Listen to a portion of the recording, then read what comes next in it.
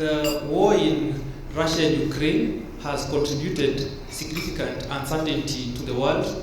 We see the downstream consequences of the same now manifesting. The IMF puts this figure at about 35% of uncertainty in the world.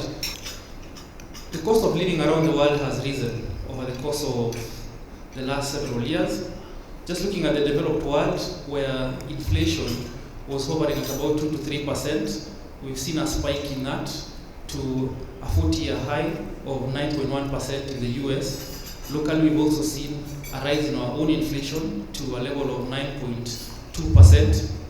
The key driver in the inflation equation is a rise in the price of oil. Looking at the crude price of oil around the last 7 years, we find that we actually touched a low during the pandemic of about $20 a barrel. As the economies opened up, we saw a recovery in the same to a high of $128, just as the conflict in Russia was starting to develop. We've seen some easing of that price now to a price of $94 a barrel, as agreements with oil-producing countries have been signed and therefore increase the supply in the world. Our research, however, tells us that whereas the price of oil has come lower, we're not out of the woods yet. Food is another key element in the inflation equation. We've seen fertilizer prices as an input into the production of food rising steeply. The two countries, Ukraine and Russia, produce close to 28% of the fertilizers in the world, which have the base of nitrogen, potassium, and phosphorus, NPK. The financial markets have responded to this rise in inflation. Our research team puts together the key metrics that we track, and one is the yield on the US 10-year bond. Looking at the last 40 years, this interest rate has been on a downward trend. It's a very important trend because it forms the basis of which mortgages are priced, how businesses borrow, and over the last 40 years, you see this has been moving in a very narrow downward channel. Something has often happened across very many countries in Africa. Kenya is not unique in this regard. And naturally, we've also seen, coincidentally, private sector growth picking up. That's the bank revenue to the private sector, being 14% the other day. So, you know, we've heard of crowding out private sector versus public sector. So obviously, as banks are growing their loan books, they need to be compensated at a higher rate by the government. Inflation is also high, and as the banks will seek definitely aggressive, investor needs will be more aggressive as the inflation rate rises. So these are the factors that are leading the interest rates to be at a high level. You know, the borrowing pressures, the fiscal deficit, and also the level of inflation currently. In terms of the undersubscription, I think it's a similar scenario. The banks are now starting to lend more, so obviously their appetite for government treasuries is going to become constrained. That is good news for the real economy, that the banks are starting to lend more to the real sector. And obviously with the approval of the risk pricing models, we expect that this trend will pick up and more credit will flow to the economy. So that's what's been leading to undersubscription, as well as liquidity. Interbank liquidity has also been a little tight, hence putting pressure on it. So we expect this trend to persist in the next auction as the current environment manifests itself. For the rest of the year, we still expect upward pressure on interest rates.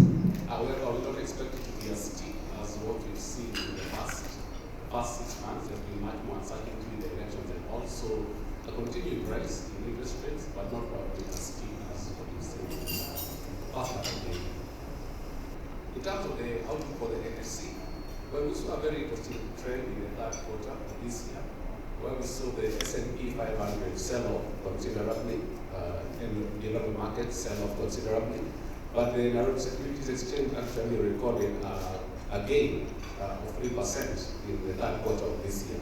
So that shows that while to a large extent the fortunes of the NSE are intertwined with international markets, you've seen that while foreign investors beginning to sell off. We've seen that the local investment fraternity can actually support the NSE to a certain extent.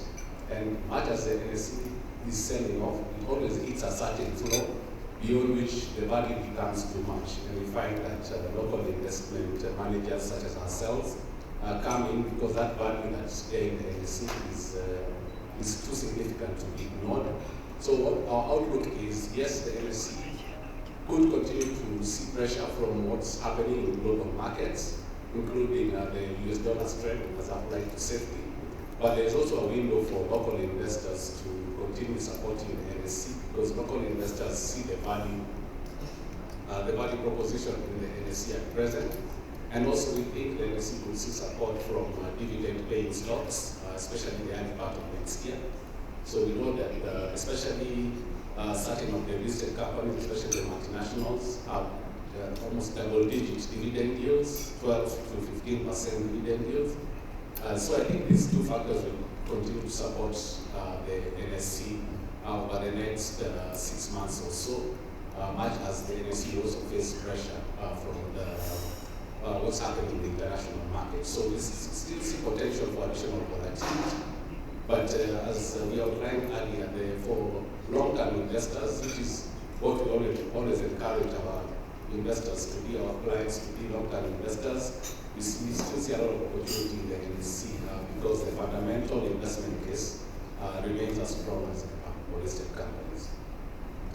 Just to add to that, last week we saw the news of the multinational Diageo seeing the value in the entity here and looking to scoop up shares from the market. So I think investors are alive to the undervaluation that many of these entities are currently trading at. Just to answer the second question, your view around the US dollar, and to some extent you're onto something. If you look at the US dollar so far this year, it has strengthened, obviously wreaking havoc across the world. It's strengthening because the US Fed, the chairman being Jerome Powell, is trying to unwind a lot of what they did in response to the COVID pandemic, which just means they increased the monetary base, pumped in a lot of money into these economies. A lot of that money found its way into equity markets. We know how equity markets performed 2020 and 2021. If you look at the DXY, which is a dollar index against most major currencies, up 18%. If you look at recently, I think less than 2 months ago, the euro hit parity with the dollar, which just means that the euro and the dollar are exchanging for 1 for 1. Ideally, because of the size of the European market, a much bigger economy compared to the US, the euro has always been stronger than the dollar. A few weeks ago, we saw the British pound again weaken to levels last seen about 20, 30 years ago, again in response to high interest rates from US dollar assets. So the question whether we are sitting ducks, in a sense, a strong dollar has never been a good thing for emerging or frontier markets. Because remember, we are a net importer. 70% of world trade is conducted through the dollar. So a strong dollar tends to negatively affect emerging and frontier markets. And Richard showed a graph of various major global currencies and how they will be negatively, how they negatively performed against the US dollar. So the US dollar, because of its hegemony, to some extent, you have a point, we are vulnerable to the directions that the dollar takes. Again, the point is that we are not unique. If you look at most major currencies in Africa, Asia, they've all generally just weakened against the dollar. So in summary, yes, a strong dollar is a threat to a lot of the developing and emerging markets. But when you look at the way things are going globally, how currency has reacted, you get the feeling that the bias is to more weakness. I think at the moment we're experiencing something very interesting, where there's a dislocation between the official exchange rate and the tradable exchange rate. If you go to the CBK's website, the USD case is 120. But if you walk into any bank right now looking to buy dollars, you're getting goods of around 125, 126, or thereabout. So this is an anomaly that we've not seen in the past. What is important to mention maybe perhaps is that 4 months ago, when the official exchange rate was 16, 117, the transactable rate was 120, 121, and we seem to have now gravitated towards that. So the question is, are we going to gravitate again from 120 all the way to 125? Because that's what the market is saying. The market is saying that it's willing to buy or sell dollars at that level. So that's in the short term. In the medium term, again, much of it really is hinged on what the US Fed does and how far it takes this, what they're calling quantitative tightening. I think so far this year we've seen 275 basis hikes.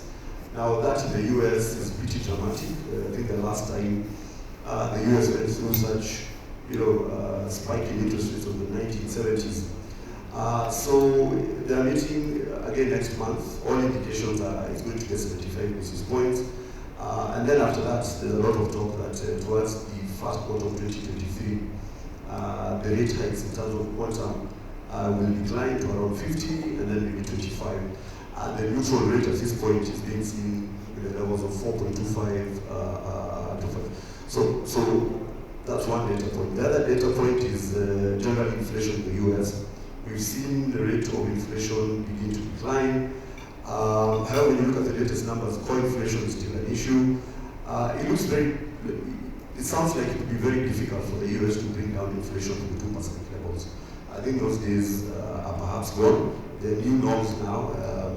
Perhaps, if you read around, people are predicting a 4 to 5 type of inflation rate is now the new norm. So where the currency goes is a factor of primarily what the US Fed goes and how far it goes in its fight to fight inflation.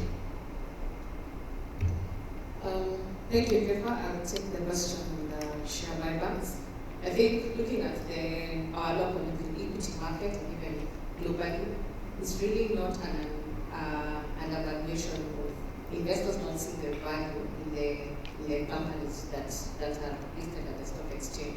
It's more about sentiment coming from what's happening globally. So really there might be very little case for share buybacks at this point because it's not unique to a certain company. It's really cutting across all the companies that are listed at the stock exchange.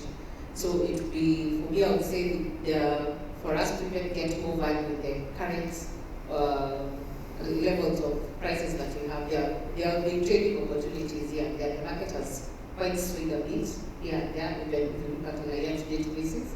So I would focus more on crystallizing more those opportunities really, and not waiting more for a share buyback on some of those companies that are listed.